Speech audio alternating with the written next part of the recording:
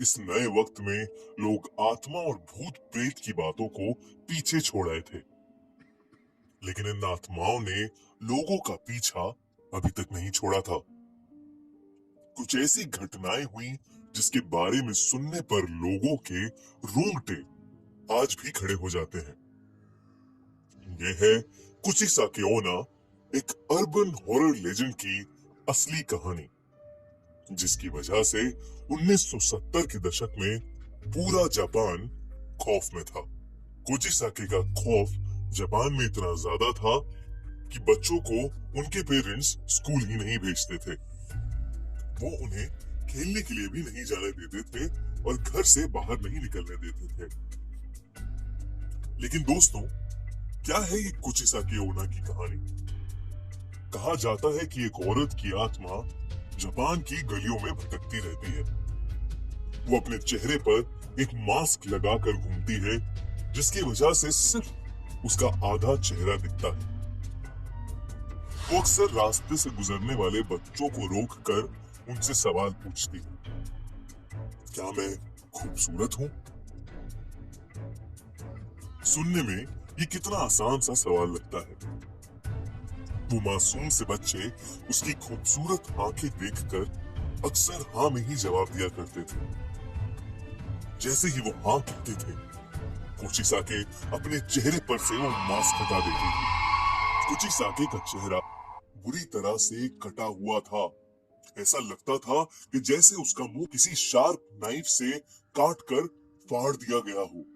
अपने इस चेहरे को दिखाने के बाद वो उन बच्चों से फिर पूछती थी, क्या मैं खूबसूरत हूँ?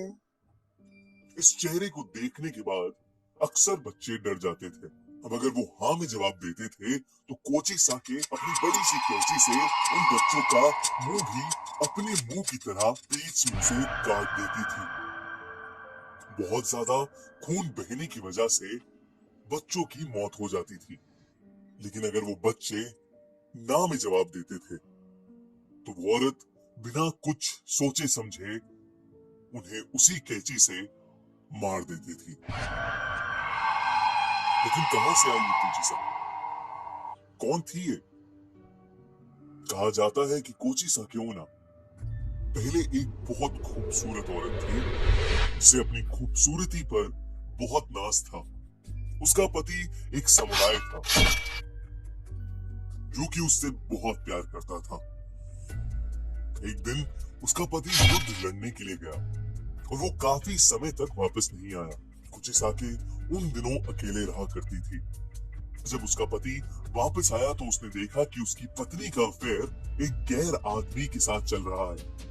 ये देखकर उसने अपनी तलवार से कुचिसाकी का मुंह बीच में से काट दिया और फिर उसने उससे पूछा, क्या अब भी उसे अपनी खूबसूरती पर नाज है?